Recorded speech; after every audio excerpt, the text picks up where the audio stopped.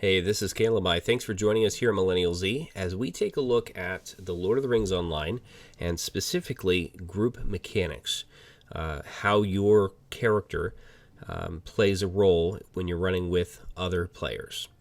The group mechanics in LOTRO are pretty similar to other MMOs, but we'll take the approach that you aren't familiar with those at all, and we'll start from scratch. There are 4 roles in a LOTRO fellowship: tank, healer, damage, sometimes called DPS, which stands for damage per second, and the support role. Many classes can fill at least 2 of these roles, with Bjornings able to fill 3, though honestly I've not seen them frequently healing, and captains can fill all 4 when they're in the right hands. Let's start with the tank. The tank's role is to keep all of the enemies focused on himself and off of the other players so they can fill their specific roles. They do this by using skills that build aggro or taunts. Some of the aggro skills are single target. Some are AoE, AoE meaning area of effect. So anything within a certain area will be affected by the taunt. And some are ranged. If you're going to run a tank class, make sure you spend time reading the tooltips to get an idea of how to use your taunt skills. Placement is also important. Typically, the tank will want to back into a corner or otherwise hold the boss and any adds in a single place. Save your ranged taunts for when something slips past you. The second role is the healer. The healer's job is to keep the group alive, but the priority will always be on the tank. If the tank dies, the boss will aggro the rest of the group, and they're generally much harder to keep alive, and the run's probably going to wipe. Whereas if a hunter dies, and I'll throw that out there because my main's a hunter, if a hunter dies, you're probably not going to notice it's going to make the run take a little bit longer. And of course, most healers, all healers are going to have a res skill, and you can always res that hunter with a lot less pressure as long as you're keeping the tank alive.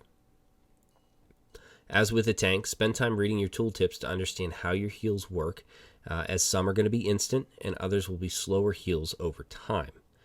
The damage role is very straightforward, and as my main is a hunter, that is the only role that I fill with that character. I have run a tank and a few other classes as well, but my main is a hunter. The main focus here is to deal as much damage as you can to speed the run up, but you also have to be careful not to pull aggro away from the tank. If your tank's a guardian, you should be okay with hitting hard early, but it's still not a good idea to open up with your heaviest hitting skills right out of the gate.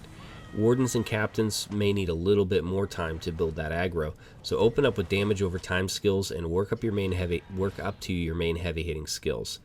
You're also going to need to know what your primary target is, as some runs require the adds to be killed first, which adds referring to additional mobs other than the boss, and some runs are better if you focus everything on the boss. Support roles vary a lot depending on the class, and many classes can function in that support role, so the best thing to do here is, just spend time reading your tooltips, understand how to apply them to the group accordingly. If you're not sure, you can always stick to that damage role until you gain a little more confidence watching other players fulfill their roles. You'll get a good idea for what to do by watching everybody else. Alright, so let's take a look at some live examples of things that work and things that don't. So the first clip I have here is my hunter during the Remerkant or Shelob's Lair raid. Now this is a 12-man raid, it's just tier 1, we're only taking out the first couple of bosses. But what you have happen here is the tank dies and a couple of the other players die, and I am next in line for aggro. And of course, now that I have it, I'm running, but I'm not running for no reason. I'm running specifically to the center of the group, where the tank will either be rezzed or the off tank will pick up. So if you do pull, don't panic. If something goes wrong, don't freak out. What you're going to want to do is just get back to the tank so he can get that aggro. And don't run through the healer. Sometimes that, depending on the type of damage that the boss does, if you run through the healer's going to die, and that's just going to end the run pretty badly for everybody. Alright, so this next one that we're watching in progress here is is stairs. This is tier 2. And this group, I'm throwing myself out here. I had no idea how to run this. I've run it on tier 1. This is my first tier 2 run. There wasn't a whole lot of conversation ahead of time as far as what we should and shouldn't be doing and how to run it. And so, I was just kind of playing it by ear. And we wiped this multiple times before we got everybody on board with what was happening. And so this is an interesting mechanic. So he's going to do a skill where you see that he freezes everybody. And when he freezes everybody, they can't do any damage. So the other players have to break the ice. And that's what I do wrong here. I focus on the boss, which is dumb because I'm not going to be able to beat him on my own. Obviously, I'm dead now. But also, I should have been helping that other character that was frozen. I might have had better luck with that. So there's a couple of mechanics here. This is a bit more complicated than what I covered previously in just the simple, tank, healer, so on. What's happening here is the mechanics of this fight are a bit more complex. So the boss does a couple of things. First, like I mentioned, he does the ice damage that freezes the other players. And then second, he does a large AoE effect. And if you are close to him, it won't be so brutal. If you're away from him, you're going to take that pretty hard. So you have to respond to the fight when you see him say a specific line. You have to run up to him. And so, we start to communicate a little bit more. We're starting to get a plan. We're trying to all group up together and all do the same thing. And there's a few things that you'll see that we do differently in this fight. And this is really the fun of it. Some people get really frustrated, and I'm not going to say I don't ever get frustrated when you're in moments like this, but it really can be fun as you work through, figuring that out together as a group. As long as as long as people are responding. Sometimes you get in a run and people are just not listening, not paying attention, and are just not getting it. That can be a little frustrating. So what we're going to do is we're going to run into the corner, and the tank is going to tank in a specific spot that is just that nice sweet spot where we're not going to be as open to that AoE damage while at the same time still able to do what we need to do. All right, and eventually we get it. Eventually it works. And so here we are on the final attempt of that boss fight on stairs, tier 2. And it's the second boss. It's not even the final boss, but I think this is the toughest one, really. And you can see that we're finally starting to get the mechanics. I'm still a little slow in the uptake here, but, we're working it. So he's going to randomly freeze one of our teammates, and we're going to, break them out. He does that frontal attack you just saw where he blows ice so you can't be in front of him. If you're squishy, the tank can be the only one there, or else you'll take a lot of damage pretty fast. And then you'll watch, so as he says, come ice, snow, and cold. That is the trigger to let us know that we're going to take this huge amounts of AoE damage. And there I am, a bit slow. Not sure what distracted me there, but I took massive amounts of damage because I wasn't fast enough to get back to him. So you have to be close to him to avoid that AoE damage. So really cool mechanics here. You can really watch what's happening. The tank is keeping aggro very, very well. We're not really worried about that. Damage classes are trying not to die from the special damage that he does. And, also you'll see me switch, and I'll go to the character that's in the ice here shortly. Should have responded a little faster. I was a little slow in the uptake there. There we go. I finally dawned on it. And we're going to break him out to keep him alive. So these runs are pretty awesome. They can really frustrate people when you have multiple players that have not done a certain mechanic fight, like this one.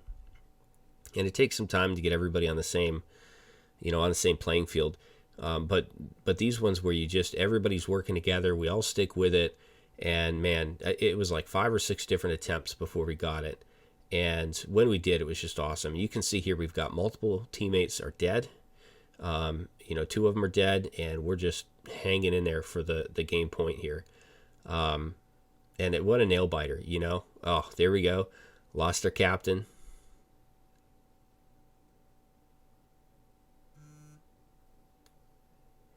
and just just a lot going on here. So we lost our tank. Watch the boss aggroes to me then, because I'm the next one there. Our champion jumps in, takes that aggro back, and you'll see we get the killing blow. Of course, I was already taking too much damage, so I died. But we get that killing blow right there. That game point last second. Pretty awesome. I really, really do enjoy that.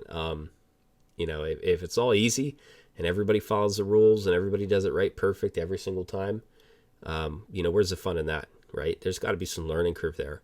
And I enjoy it, when other players are patient with me when I'm learning, and I try to do the same thing when you've got, when you've got somebody else with you. I enjoy, working through that. All right, so the next clip I've got here is this same run. This is just what everybody's running, so I've got plenty of clips here. But this is a tier 1, and you can tell the difference. We're just stomping through this stuff. But you're watching the mechanics, right? The tank has most of the aggro. I am pulling, but I'm not particularly worried about it. These are trash mobs that, I can handle without a lot of heals, and, I'm not particularly concerned. So you got to know the run, you got to know the group. Generally speaking, you don't want to pull. In these cases, trash mobs, not overly concerned. And watch this difference. So we just watched that, struggle through that on tier 2. Watch the difference here on a tier 1 run. Well-equipped characters, right? All the mechanics are still there, but it just goes so much quicker.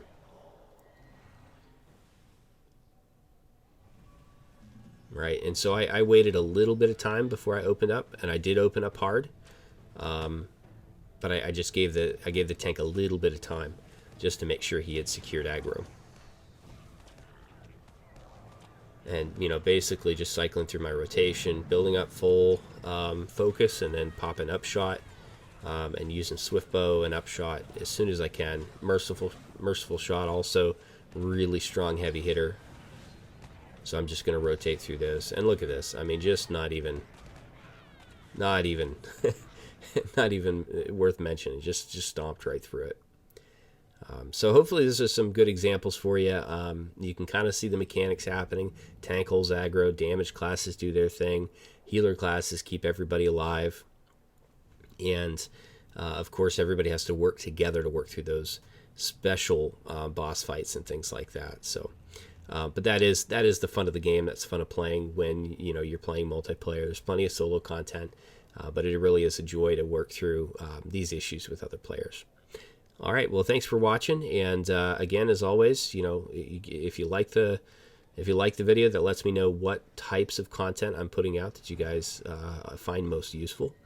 Obviously, subscribe's going to give you notifications as we pop out new videos, and the comments are really important as well, because people have asked specifically for videos on topics that they wanted to know about, and I'll respond to those pretty quickly. So.